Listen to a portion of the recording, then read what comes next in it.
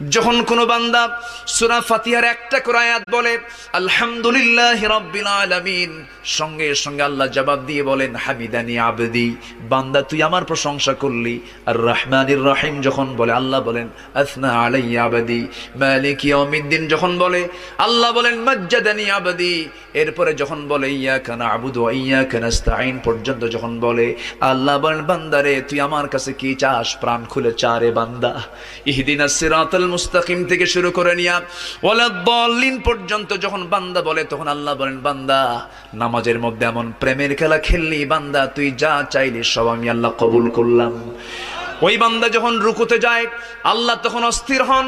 ওই বান্দা যখন সিজদায় যাওয়ার জন্য প্রস্তুতি নাই, সমস্ত ফেরেশতাকে ডাক দিয়ে বলেন ও ফেরেশতারা, এই বান্দাগুলো আমাকে দেখলো না, রাসূলকে দেখলো না, কোরআনকে দেখে হাদিসকে বিশ্বাস করে আমাকে খুশি করার জন্য তার যখন কোনো